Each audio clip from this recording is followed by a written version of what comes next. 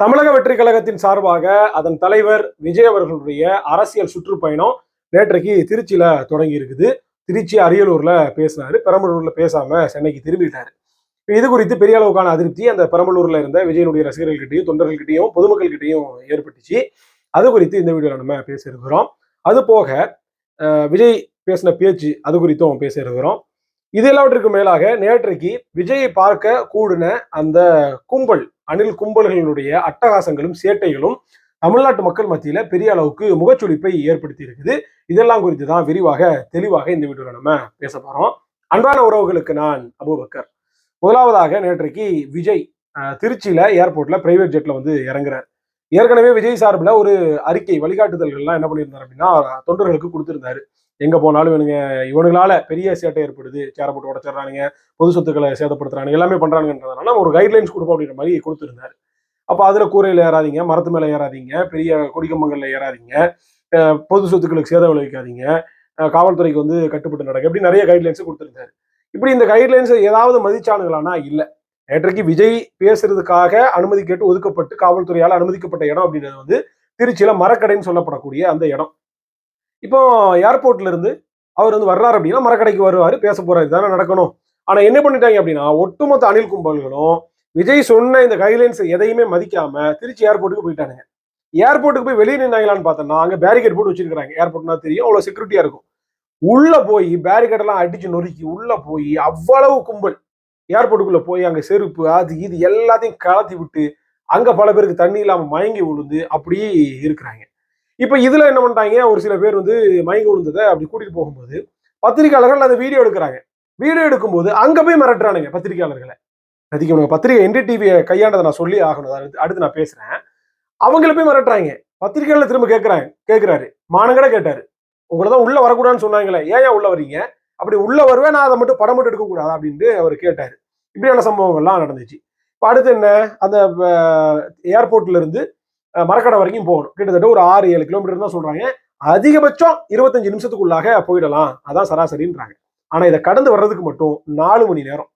நேற்று வேலைக்கு போனவன், மத்த அத்தியாவசிய தேவைகளுக்கு வெளியே சென்றவன், நேற்றுக்கெல்லாம் ஒருத்தர் பாக்குறேன், சவுதியில இருந்து அவர் அப்பாவுடைய இறப்புக்காக வந்திருக்கிறாரு. திருச்சி ஏர்போர்ட்ல இருந்து இறங்கி அவருடைய வீட்டுக்கு போறதுக்கு சாயந்தரம் ஆயிடுச்சு. அது வரைக்கும் அந்த உடம்பு அங்கேயே வச்சுட்டு இருந்திருக்கிறாங்க. அதுல கார்ல வந்து ஒரு அவர் பேட்டி கொடுத்தாரு, என் கூட ஒருத்தர் ஃபிளைட்ல வந்தாரு. நான் இப்போ அவர் வந்து அப்பாவை பாக்குறதுக்காக சவுதியில இருந்து இது பண்ணிட்டு வந்தாரு, கடைசி இறப்புக்காக வந்திருந்தாரு. ஆனா இது வரைக்கும் அவர் வந்து வீடு போய் சேரல, இந்த கூட்டத்தினால அப்படியே நிக்கிறாங்க அப்படின்னு. அப்ப இவனுங்களால எவ்வளவு பெரிய சிக்கல். இன்னொருத்தர் சொல்றாரு, ஒரு நாளைக்கு 800 ரூபா நான் கூட்டிக்கு போயிட்டு இருக்கிறேன், இன்னைக்கு நான் வந்து பஸ்ஸும் இல்லை ஒன்றும் இல்லை, எல்லாத்தையும் திருப்பி விட்டாங்க, நான் நடந்தேவா போக முடியும் அங்க வரைக்கும், இன்னைக்கு என் பொழப்பே போயிடுச்சு, என் கூட 100 பேர் வேலை செய்யறவங்க இருக்கிறாங்க. அப்போ ஒரு சாமானிய மக்களுடைய ஒரு நாள் வருமானமா இருக்கட்டும் எல்லாமே இந்த தற்கொலை கும்பல்னால பாதிக்கப்படுது. உனக்கு என்ன பிரச்சனை, மரக்கடைக்கு வர போறாரு, பேச போறாரு, தலைவனை பார்க்க போற, விசில் அடிக்க போற, டிவிக்கேன்னு கத்த போற, அது எதுக்காக நீ ஏர்போர்ட் வரைக்கும் போகணும்? அப்ப ஏர்போர்ட் வரைக்கும் போயிட்டு அவ்வளவு பெரிய ஒரு சிக்கல்களை நேற்றைக்கு ஒட்டுமொத்தமாக இவனுக்கு என்ன பண்ணிட்டானுங்கன்னா இந்த மாதிரி பண்ணிட்டானுங்க. நீங்க சொல்றாங்க, எனக்கு வந்து அனுமதி தர மாட்டாங்க, எல்லா கட்சிகளுக்கும் எளிமையா அனுமதி கொடுத்துட்றாங்க, தாவேக்காக்கு கடுமையான நெருக்கடிகள் கொடுக்குறாங்கன்னா அதுக்கு காரணம் இதுதான். பொதுவாகவே ஒரு ஆளுங்கட்சியா இருக்கும்போது திமுக இருக்கட்டும், அதிமுக இருக்கட்டும், எந்த கட்சியா இருந்தாலும் சரி, அவங்க கட்சிக்கு சௌகரியமாக காவல்துறை இது பண்ணுவாங்க, சட்டம் போட்டுருவாங்க, எல்லாம் பண்ணுவாங்க. ஆனா எதிர்கட்சிகளுக்கும் மற்ற கட்சிகளுக்கும் என்ன செய்வாங்கன்னா பெரிய அளவுக்கு அனுமதி தர மாட்டாங்க, பெரும்பாலும் கெடுபிடிகளை கொடுப்பாங்க, நீதிமன்றத்துக்கு போய் அனுமதி வாங்குற மாதிரி இருக்கும். ஆனா தாவேக்காவுக்கு கூடுதலாக இது நடக்கிறதுக்கு காரணம் இவர்களுடைய செயல்பாடு, அதுதான் உண்மை. அப்ப என்ன பண்றாங்க அப்படின்னா எல்லா இடத்துலையும் கடந்துகிட்டு இவனுங்க கண்ட இடத்துல நின்றுகிட்டு, கண்ட இடத்துல கோஷம் போட்டுக்கிட்டு, கண்ட இடத்துல இது பண்ணிக்கிட்டு ஏர்போர்ட்ல இருந்து இங்க வர்றதுக்கு 4-4.5 மணி நேரம். 10:30 மணிக்கு பேச வேண்டிய விஜய் என்ன பண்றாரு அப்படின்னா 2-3 மணிக்கு வைக்க முடிகிறார் திருச்சியில. அப்போ அங்க ஒரு பிரம்மாண்ட கூட்டம் அப்படின்னு சொல்லிட்டு மீடியாஸ் காலையில இருந்து ஃபுல் ஸ்ட்ரீம் எல்லாமே எடுத்து கொடுத்தாங்க, இன்ச்சு பை இன்ச்சா நகர்ந்து வந்ததெல்லாம் பார்த்தோம். இப்ப இதை வச்சு என்ன சொல்றாங்கன்னா பிரம்மாண்டமான கூட்டம், உண்மையிலே நல்ல கூட்டம் தான், அதில் மாற்று கருத்துல கிட்டத்தட்ட இப்படி ஒரு 5000 பேர் கூடுனதாக மீடியாஸ் வந்து நேற்றுக்கு சொன்னாங்க. இப்ப என்ன கேள்வினா, இந்த கூட்டம் எல்லாம் ஓட்டாக மாறுமா? ஏன்னா நேற்றுக்கு நிறைய பத்திரிகையாளர்கள் எழுதிட்டு இருக்கிறாங்க, இதனால ஆளுங்கட்சிக்கு கலக்கம், எதிர்கட்சிகளுக்கு கலக்கம், மற்ற கட்சிகளுக்கு நாம் தமிழர்களுக்கு பெரிய அடின்ற மாதிரி எழுதுறாங்க. நான் கேட்கிறேன், எலக்ட்ரல் பாலிடிக்ஸ்ல இந்த கூட்டம் என்ன மூளைக்கு காணும்? இது ஓட்டா மாறுமா அடிப்படையில? அதுல வந்தவன்ல பாதி பேருக்கு ஓட்டுரிமை கிடையாது, எல்லாம் குட்டி குஞ்சான்ஸ், எல்லாம் 10 வயசு 12 வயசு 13 வயசு பையனுங்க. அப்படிலாம் ஒருத்தர் பேட்டி எடுத்துட்டு இருக்கிறாரு, கீழே இருந்து எக்கி ஒருத்தர் டிவிக்கே தளபதிங்கிறான். அவன் அவ்வளவுதான் இருக்கிறான், 2 அடி தான் இருக்கிறான். அப்ப இந்த நண்டு சுண்டு இந்த குட்டி குஞ்சான்னு சொல்லுவாங்களா, அந்த மாதிரியான கும்பல். அப்ப இவனுங்க வந்துகிட்டு கத்துக்கிறானுங்க. அதுதான் பெரும்பாலான கூட்டம். ஒரு 40% இந்த மாதிரியான ஆட்கள் தான். சரி, இந்த கார் டிக்கெட், அரை டிக்கெட் எல்லாம் முழு டிக்கெட்டாவே போடுவோமே. 5000 பேர் கூண்டு தான் சொல்றாங்கல்ல. 5000 பேர் வேணாம், 10,000, 3 மடங்கு போடுங்க, 15,000 வச்சுக்கோங்களேன். என்ன மூளைக்கு காணும்? திருச்சி மாவட்டம் முழுமைக்கும் 8 தொகுதி இருக்குது. இந்த மாவட்டம் முழுமைக்கும் ஒரே ஒரு இடத்துல தான் விஜய் பேசுறாரு, அந்த மரக்கடைன்ற அந்த இடத்துல. அப்ப எல்லா திருச்சி மாவட்டம் ஒட்டு மொத்தமாக இந்த மரக்கடைக்கு வந்து குழுமி இருக்குது. அதனாலதான் இன்றைக்கு அவ்வளவு டிராபிக். இப்போ இந்த 15,000 வச்சோம்ல, 5,000 தான் வந்தது, 15,000 வைப்போமே. 15,000த்துல 8 தொகுதியிலும் கணக்கு போட்டீங்கன்னா எவ்வளவு வருது? தொகுதிக்கு 1800 ஓட்டு, இவ்வளவுதான். அப்ப இந்த இது போக மீதி வராத முடியாதவங்க இதெல்லாம் போட்டீங்கன்னா குறைந்தபட்சமாக விஜய்க்கு வந்து அதிகபட்சமாக எவ்வளவு ஓட்டு இருக்கும் ஒரு தொகுதிக்கு? ஒண்ணுமே கிடையாது. அப்ப எலக்ட்ரல் பாலிடிக்ஸ்ல இந்த எண்ணிக்கை அப்படின்றது ஒண்ணுமே கிடையாது. ஆனா என்ன பண்றாங்கன்னா, ஒரு நடிகர் விஜய், தமிழ்நாட்டுடைய உச்சபட்ச சூப்பர் ஸ்டார், ஒரு ஒரு நடிகரா இருக்கிறவரு, ஒரு டாப் ஸ்டாரா இருக்கிறவரு பாக்குறதுக்காக பொதுமக்கள் கூடி இருக்கிறாங்க. அதுல மாற்று கருத்தே இல்லை. அதுலதான் யாரு போனாலும் சரி, நேற்று கூட நான் திருமாவளவன் சொல்லும் போது வடிவேல் வந்தா கூட இவ்வளவு கூட்டம் வரும். அப்போ வடிவேலுக்கே எவ்வளவு கூட்டம் வரும்போது விஜய்க்கு வருதுல எந்த ஆச்சரியம் இல்லைன்ற உண்மை. ஏன்னா ஒரு நகை கடை திறப்புக்கு, ஒரு ஜவுளி கடை திறப்புக்கு நயன்தாரா வந்தாலும், கேரளாவில் சன்னி லியோன் வந்தாங்க. சன்னி லியோனை பாக்குறதுக்கு லட்சக்கணக்கில் கூட்டிட்டான், அவ்வளவு மக்கள். அப்ப இது வந்து இந்த கூட்டம் அப்படின்றது வந்து விஜய் பார்ப்பதற்காக, ரசிப்பதற்காக அந்த கூட்டமே தவிர, ஒரு நாள் திரையில வந்து பார்த்தோம், இப்ப வந்து நேரில் பாக்குறதுக்கான ஒரு வாய்ப்பு அப்படின்றதுக்காக கூட்டினாங்களே தவிர இந்த கூட்டம் ஓட்டாக மாறதுக்கு வாய்ப்பு இல்லை. இந்த கூட்டத்தில் வந்த பாதி பேருக்கு ஓட்டும் கிடையாது.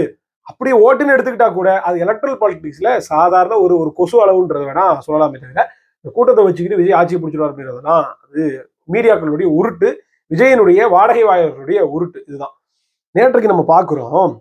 மீடியாஸ் வந்து நேஷனல் மீடியாஸ்ல இருந்து லோக்கல் மீடியாஸ் வரைக்கும் ஃபுல் கவரேஜ் கொடுத்தாங்க. அதுல இந்த என்டிடிவி நிருபருக்கு கிடைச்ச ஒரு அவமரியாதை வேற யாருக்குமே கிடைச்சிருக்காது. தமிழ்நாட்டில் இப்படி ஒரு சம்பவத்தெல்லாம் எந்த அரசியல் கட்சி கூட்டத்திலையும் பார்த்திருக்கவே முடியாது. நம்ம திமுக மேல, அதிமுக எல்லாம் 1000 விமர்சனம் இருக்குது. ஆனா எந்த கட்சி தொண்டர்களும் இந்த தாவேக தற்குறிகள் நேற்று இந்த என்டிடிவி நிருபருக்கு செஞ்சது மாதிரியான ஒரு அவச்செயலை யாரும் செஞ்சிருக்க மாட்டாங்க. அந்த கூட்டத்தை அவரு இது டெலிகாஸ்ட் பண்ணி ஸ்ட்ரீம் கொடுத்துட்டு, லைவ் ஸ்ட்ரீம் கொடுத்துட்டு இருக்காரு அப்டேட். அந்த கரஸ்பாண்டன்ட் கிட்ட போய், அந்த நிருபர் கிட்ட போயிட்டு துண்டை சுத்திக்கிட்டு ஆடுறான் ஒருத்தன். கூட்டமா நின்றுகிட்டு அவர் பின்னாடி போயிட்டு அவர் தலையில துண்டை கட்டுறது, அவர் கழுத்துல துண்டை போடுறது, அது முன்னாடி இப்படிங்கிறது, அப்படி தலைவன் கொட்டி தலைமை இப்படிங்கிறது. ஒரு பத்திரிகையாளர் அவருடைய வேலையை செய்யறாரு. ஒரு இந்தியாவுல புகழ்பெற்ற ஒரு நிறுவனம் என்டிடிவி, டாப் ஒரு மீடியா, அந்த மீடியால இருந்து ஒரு ஸ்ட்ரீம் கொடுக்குறாங்களே, நம்ம இப்படி போய் ஆடுறோமே, இது நம்ம கட்சிக்கு அவப்பெயரலாம், இந்தியா முழுமைக்கு இது டெலிகாஸ்ட் ஆகுது. இதை விஜய் பார்த்தா இது விஜய்க்கு அசிங்கம் இல்லையா, கட்சிக்கு அசிங்கம் இல்லையா, கட்சியை பத்தி என்ன நினைப்பாங்க இப்படிங்கிற கொஞ்சமாச்சும் குறைந்தபட்ச ஒரு அடிப்படை அறிவு இந்த தற்கொலை கும்பலுக்கு இருக்கா? ஆடுனா ஓரமா போய் ஆடி தொலைய வேண்டியதானே. எவன் கேமரா எடுத்துட்டு வந்து நீட்டினாலும் சரி, சினிமா அறிவு முடிச்சுட்டு போகும்போது, படம் பார்த்துட்டு போகும்போது ஆன்னு கத்துவானுங்க. அதே மனநிலை ரசிக மனநிலையில இருந்து இவனுக்கு வெளியே வரவே இல்லை இது வரைக்கும்.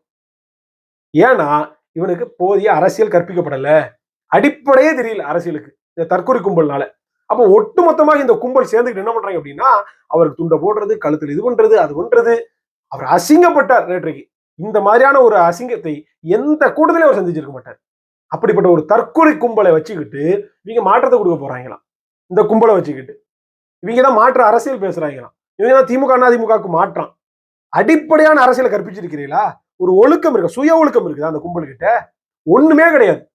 அப்படிப்பட்ட ஒரு நிலைமையில வச்சு போட்டு தமிழ்நாட்டு அரசியலுடைய சாபக்கேடு இந்த தற்கொலை கும்பல். எந்த ஒரு புரிதலும் இல்லாம, எந்த ஒரு அரசியல் தெளிவும் இல்லாம, ஒரு அடிப்படை சுய ஒழுக்கம் இல்லாம இவ்வளவு அசிங்கம், தமிழ்நாட்டுக்கே கேவலம். இதை பாக்குறவன் என்ன நினைப்பான்? வெளிமாநிலத்தில இருந்து, ஒரு வெளிநாட்டுல இருந்து, ஒரு நேஷனல் லெவல், இன்டர்நேஷனல் லெவல்ல போகக்கூடியது என்டிடிவி. பார்க்கும்போது தமிழ்நாட்டு மக்களையும் தமிழர்களையும் என்னடா நினைப்பான்? லூசு பயில, கிறுக்கு பயில நினைக்க மாட்டானா? அப்ப இவனால, இந்த தற்கொலை கும்பல், இந்த தாவேக தற்கொலைகள்னால ஒட்டுமொத்த தமிழ்நாட்டிற்கும் தமிழனுக்கும் இழிவு, கேடு, அசிங்கம். காலையிலே வந்துருவானுங்க போல இசாவை போட்டுட்டு. அவனுக்கு பார்த்தா டோட்டலி அப்நார்மல். அவ்வளவு மோசமாக ஆடிக்கிட்டு பாடிக்கிட்டு ஒரு அரசியல் கட்சி கூட்டம் மாதிரியா இருக்குது? ஒரு அரசியல் கட்சியினுடைய தொண்டர்களா இவங்க தொண்டனுங்கன்னு சொல்றானுங்க பாருங்க. அவனுக்கு சொல்லணும், இவங்கெல்லாம் ரசிகனுங்க, விஜய் நடிகனுக்கான ரசிகனுங்க இவனுக்கு. அவ்வளவுதான் இவனுடைய ஒர்த்து. இப்ப திருச்சியில விஜய் பேசுறாரு, எண்ணற்ற விஷயங்களை பேசினாரு. அந்த கையில ஒரு A4 size பேப்பரை வச்சுக்கிட்டு பேசுனது 10 நிமிஷம், அதுக்கு 10 பக்கத்துக்கு ஜெராக்ஸ் போட்டு கொண்டு வந்தாச்சு. இதுல முக்கியமா பேச வேண்டியது திருச்சியினுடைய அடிப்படையான சிக்கல் என்ன? காவிரி சிக்கல். குறிப்பாக இந்த வேளாண் மண்டலம் திருச்சியினுடைய அந்த ரைஸ் போல் என்று அழைக்கப்படக்கூடிய அந்த வேளாண் மண்டலத்துக்கு அடிப்படையான பிரச்சனை அப்படின்றது வந்து பாசன சிக்கல். பாசனம் செய்வதற்கு, விவசாயம் செய்வதற்கு தண்ணி கொடுக்க மாட்டாங்க. யாரு? கர்நாடகா கொடுக்க மாட்டேங்குது. காவிரில தண்ணியை மறிச்சுக்கிட்டு மேகதாது அணையை கட்டுறான், எல்லாமே பண்றான். அப்ப அடிப்படையா இவங்க பேச வேண்டியது, விஜய் பேசியிருக்க வேண்டியது என்ன? இத கர்நாடக அரசை எதிர்த்து பேசியிருக்கணும். அப்படி காவிரி சிக்கல் குறித்து ஏதாவது வாய் திறந்தாரன்னா மூச்சு கூட விடல. ஏன்? ஏன்னா அங்கதான் வந்து லாப நட்ட கணக்கு இருக்குது. நேற்றைக்கு அதே அரியலூர்ல பேசும்போது என்ன சொல்றாரு அப்படின்னா, அரசியலுக்கு வந்துதான் நான் காசு சம்பாதிக்கணுமா என்ன, போதுன்ற அளவுக்கு சம்பாதிச்சு வச்சுட்டு தான் வந்திருக்கிறேன் அப்படின்னு சொல்றாரு. இப்ப நான் என்ன கேட்கிறேன், காசு சம்பாதிக்கிறாங்க, நீங்க அரசியல் வரல, அப்ப ஏன் லாப நட்ட கணக்கு பாக்குறீங்க? இப்ப இங்க பாருங்க, இந்த காவிரி சிக்கலுக்கு ஆதரவாக கர்நாடகாவை எதிர்த்து பேசிட்டார் அப்படின்னா, ஜனநாயகன் படம் கர்நாடகாவில் திரையிடப்படாது, விட மாட்டாங்க கன்னடர்கள். அப்போ அங்க லாப நட்ட கணக்க பாக்குறீங்க. அப்ப அரசியலுக்கு வந்ததுக்கு அப்புறமும் இந்த லாப நட்ட கணக்கு பார்த்துக்கிட்டு இந்த வெட்டு டைலாக் எதுக்காக? அரசியலுக்கு வந்ததுக்கு அப்புறம் தான் நான் காசு சம்பாதிக்க போறேன். ஏன் எல்லாரும் சொல்றாங்க விஜய் 200 கோடி இதை விட்டுட்டு வந்துட்டாரு அப்படின்னு. 200 கோடி காசை விட்டு போட்டு வரல, 2000 கோடியை சம்பாதிச்சு வச்சுட்டு வந்திருக்கிறாரு. அரசியலுக்கு வந்தால் இன்னும் மேற்கொண்டு சம்பாதிக்கலாம், மேற்கொண்டு இது பண்ணலாம், பதவியில உட்காரலாம், முதலமைச்சரா உட்காரலாம்ங்கிற அந்த நப்பாசையில வந்திருக்கிறார். நான் கேட்கிறேன், சரி அரசியலுக்கு வந்துதான் காசு சம்பாதிக்கணும்னு இல்ல, இனி வரக்கூடிய இந்த ஜனநாயகன் படத்துக்கு அதிகமாக ஃபர்ஸ்ட் டே ஃபர்ஸ்ட் ஷோ, இந்த ரசிகர் மன்ற காட்சி, இதுல எல்லாம் வந்து 150 ரூபாய் டிக்கெட்டை 2000 ரூபாய்க்கு, 3000 ரூபாய்க்கு, 5000 ரூபாய்க்கு விற்காம இருப்பீங்களா? சரி, உங்க ரசிகர்களுக்கு ஃப்ரீ ஷோ காட்டுங்களா பார்க்கலாம். தாவேக தொண்டர்களுக்கு காசு சம்பாதிக்கிறவங்க நோக்கம் இல்லையே. இத்தனை படத்தை அவன் காசு கொடுத்து பார்த்தான், இந்த ஒரே ஒரு படத்தை மட்டும் ஃப்ரீ ஆஃப் காஸ்ட் கொடுக்க பார்க்கலாம். இப்போ வெட்டு வசனம், சினிமா டயலாக் இது. இதை பார்த்துட்டு 200 கோடியை விட்டுட்டு விஜய் வந்திருக்கிறார். என்ன மனுஷையா, நம்மளாம் என்ன ஒரு 10,000 ரூபாய் சம்பளத்தை விட்டுட்டு போவோமா? அவர் மாதிரி எவ்வளவு பெரிய சம்பளத்தை விட்டு வந்திருக்காரு. ஒரு அனுதாபத்தை கிரியேட் பண்றாரா இவரு. இதெல்லாம் மக்களுக்கு தெரியாமையா இருக்குது.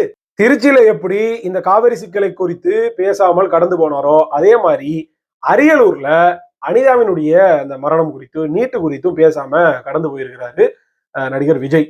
நீங்க பாருங்க, கொள்கை எதிரி பாஜகன்னு சொல்றாருல, நேற்றைக்கு திருச்சியில பேசும்போதா இருக்கட்டும், அரியலூர்ல பேசும்போதா இருக்கட்டும், கொள்கை எதிரி பாஜகவுக்கு எதிராக காத்திரமான பேச்சுக்கள் ஏதாவது பேசினாரா?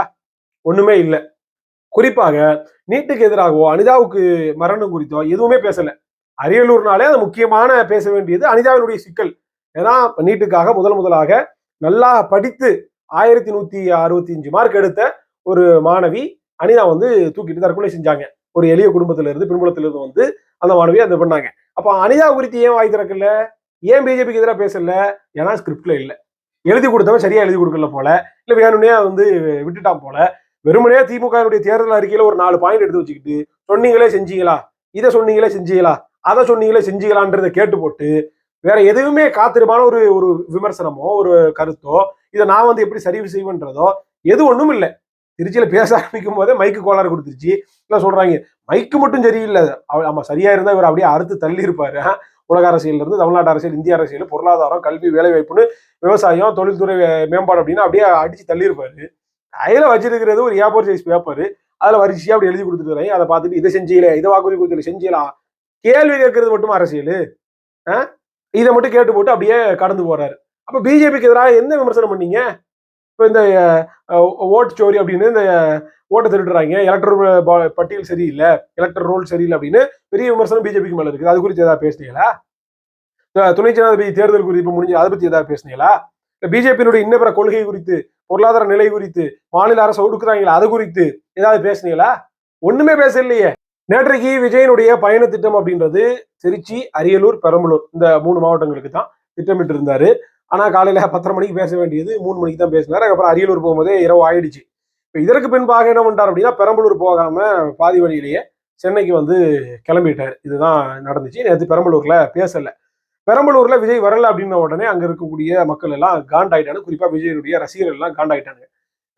காலையில இருந்து மதியத்துல இருந்து பச்சை தண்ணி கூட குடிக்காம பட்டினி போட்டுட்டு நாங்க வந்து நிக்கிறோம், உங்க கட்சி சார்பில் ஒரு தண்ணி கூட தரல, அவ்வளவு இதா நிக்கிறோம், நீங்க வராம போனா எப்படி, அதெல்லாம் ஒரு பயமா ஒரு விஜயனுடைய ரசிகை சொல்றாங்க. நான்லாம் விஜய் ரசிகை தான், ஆனா விஜய்க்குலாம் ஓட்டே போட மாட்டேன் அப்படின்றாங்க. இதுதான் ரசிக மனப்பான்மை. ஒரு கட்சியினுடைய தலைவர் வர முடியல, சரி விஜய் வரலன்றதை அடுத்து பேசுவோம். சரி வரல, அதுக்காக என்ன பண்றது, இன்னொரு நாள் வர போறாங்க. அப்ப எந்த அளவுக்கு பலகீனமான ஒரு கும்பலை வைத்துக்கொண்டு இவர் என்ன பண்றாருன்னா தேர்தலை சந்திக்க இருக்கிறாரு. இதெல்லாம் ஒரு சான்று. அவங்க கட்சி தலைவர் வரலன்னா நீ ஓட்டு போட மாட்டேன், இதுதானே. அப்ப இங்க மேலோங்கி நிக்கிறது என்ன? அரசியலா? ரசிக மனப்பான்மை. விஜய் நம்ம எப்படியாவது கண் கொண்டு பாத்திரணும் அப்படின்ற அந்த மனநிலை தான். நான் கேட்கிறேன், விஜய் வந்து அரியலூர்ல பேசும்போதே இரவு ஆயிடுச்சு, 8 மணிக்கிட்ட ஆயிடுச்சுன்னு சொல்றாங்க. பெரம்பலூர்ல வர்றதுக்கு என்ன சிக்கல்? கேட்டா அனுமதி அந்த நேரத்துக்கு தான் கொடுத்துருந்தாங்க. திருச்சியில அனுமதி 10:30க்கு தான் கொடுத்துருந்தாங்க. எப்படி 3 மணிக்கு பேசுனீங்க? அப்ப அங்கேயும் வரலாம்ல. ஏன்னா விஜய் வராதுக்கு காரணம் கால் ஷீட்டினுடைய டைம் முடிஞ்சு போச்சு. ஏற்கனவே ஒவ்வொரு வாரத்துக்கு ஒரு நாள் தான் கூட்டம், சனிக்கிழமை தான். அந்த சனிக்கிழமையும் ஒவ்வொரு ஸ்பாட்லயும் மாவட்டத்துக்கு ஒரு கூட்டம் தான். அந்த மாவட்டத்துக்கு ஒரு கூட்டத்திலையும் ஒவ்வொரு மாவட்டத்திலையும் 10 நிமிஷம் தான் பேச்சு. அப்போ ஒட்டுமொத்தமா பார்த்தாலே ஒரு நாளைக்கு 30 நிமிஷம் தான் விஜய் மொத்தமாக பேசுறது. அவ அந்த 30 நிமிஷத்துலயும் சைகை காட்டுறது, அது பண்றது இது பண்றது, அதுல 2 நிமிஷம் போயிருது. ஆக மொத்தம் ஒட்டுமொத்தமா ஒரு 25 நிமிஷம் தான் ஒரு நாளைக்கு பேசுறது. இப்ப இதை பேச முடியாதா பெரம்பலூர் வந்து? ஏன்னா சொகுசு கண்டவர், கால் ஷீட் கொடுத்து இது வரைக்கும் வாழ்ந்தவர். அப்ப அதனால என்ன ஆயிடுச்சு அப்படின்னா, குறிப்பிட்ட நேரத்துக்குள்ள போக முடியலன்ன உடனே சென்னைக்கு திரும்பிட்டாரு. போங்க பெரம்பலூருக்கு, பெரம்பலூர்ல ஒரு விடுதி எடுத்து தங்குங்க, அங்கே இருங்க. கேட்ட நேரம் ஆயிட்டா ஏதாவது வழக்கு போட்டுருவாங்கன்ற பயமா? 10 மணிக்கு மேலானாலும் பேசுங்க. எத்தனை கூட்டத்துல நாங்க பார்த்துருக்கிறோம். அப்ப இன்னைக்கு தான் விஜய் கள அரசியலை உணர்றாரு. இது வரைக்கும் மாநாட்டுக்கு வந்தாரு, கூட்டம் நடத்தினாரு, பேச போயிட்டாரு, தான் முடிஞ்சிருச்சு. ரோட்டுக்கு வந்து நிற்கும் போதுதான் கள அரசியல் என்ன அப்படின்றது வந்து புரிய வருது. அப்ப இதெல்லாம் வந்து ஒரு சாம்பிள் தான். இன்னும் பல இடங்களுக்கு விஜய் போக இருக்கிறாரு, பல இடங்கள்ல பல சம்பவங்கள் நடக்க போகுது. நேற்றைக்கு நடந்த ஒரு கூட்டத்திலேயே இவங்க என்னென்ன மனநிலையில இருக்காங்க அப்படின்றதுல தமிழ்நாட்டு மக்கள் புரிஞ்சுக்கிட்டாங்க. ஏன்னா மீடியா கவரேஜ் யாரும் தப்ப முடியாது. அவ்வளவுக்கு எல்லாம் ஃபுல்லா காமிச்சாங்க. யூடியூப் சேனல்ல இருந்து, மீடியாஸ்ல இருந்து எல்லாத்தையுமே இவங்களை வந்து ஃபோக்கஸ் பண்ணி எடுத்திருந்தாங்க. அதுல ஒட்டுமொத்தமாக இன்றைக்கு அம்பலப்பட்டு நிக்கிறாங்க. நேற்றுக்கெல்லாம் ஒருத்தன், ஒரு குட்டி கொஞ்சம் ஒரு சின்ன பையன் தான், எந்த அளவுக்கு ஒரு டாக்ஸிக் மென்டாலிட்டியில இருக்கிறாங்க என்று பாருங்க. அவன் பேசுறான், எங்க தளபதி பத்தி சீமான் பேசக்கூடாது, அவன் இதுக்கு மேல உயிரோடு இருக்க மாட்டான் அப்படின்னு கொலை மிரட்டல் விடுறான் அப்பட்டமா ஒரு மீடியால. அது இன்னைக்கு வந்து வைரலா போயிட்டு இருக்குது. அப்ப என்ன மனநிலையை வச்சிருக்கிறாங்க? ஒரு அரசியல் கட்சி தலைவர். என்ன வயசுல இருக்கும் தம்பி உனக்கெல்லாம்? 12 வயசு 13 வயசு இருக்கு அதிகபட்சம். அவனுக்கு அவ்வளவுதான், 3 அடி தான் இருக்கிறான் குள்ளமா. அப்ப அவன் வந்து ஒரு அரசியல் கட்சியினுடைய தலைவரை, தமிழ்நாடு முழுமைக்கும் அறியப்பட்ட ஒரு கட்சியினுடைய தலைவரை பார்த்து கொலை மிரட்டல் எடுக்கிறாங்க, நீ உயிரோடு இருக்க மாட்டேன்னு. அப்ப அந்த நிலைமையில இவங்க வந்து வச்சிருக்கிறாங்க. அப்ப இந்த கும்பல் தமிழ்நாட்டுக்கு மிக மிக மோசமான கும்பல். இது வரைக்கும் எத்தனையோ அரசியல் கட்சிகளை பார்த்தோம். திமுகவை பார்த்தோம், அதிமுகவை பார்த்தோம், கமலஹாசன் கூட வந்தாரு. அது கமலஹாசனுக்கு கூட இந்த மாதிரியான ஒரு டாக்ஸிக் ஃபேன்ஸ் கிடையாது. குறைந்தபட்ச ஒரு நாகரிகம் உள்ளவங்க, குறைந்தபட்ச ஒரு சுய ஒழுக்கம் உள்ளவங்க, சுய புத்தி உள்ளவங்களா இருந்தாங்க. இவனுக்கு எதுவுமே கிடையாது. அதனால தான் சொல்றேன், அந்த கும்பலை ஒரு நாளும் வளர விட்டுறக்கூடாது. தமிழ்நாட்டிற்கு பேராபத்து இந்த தமிழக தற்கொலை கழகம். அவங்க தற்கொலைன்னு சொன்னா வந்து கடுப்பாகிறாங்க. எங்க எப்படி தற்கொலைன்னு சொல்லலாம் நீ அப்படின்னு? உன் செயல் பூரா தற்கொலையா தானே இருக்குது. தலைவன்ல இருந்து தொண்டை வரைக்கும் அத்தனை பேரும் தவிட்டு தற்கொலைகளா இருக்கிறாங்க. இதை சொன்னா மட்டும் கோபம் வருது.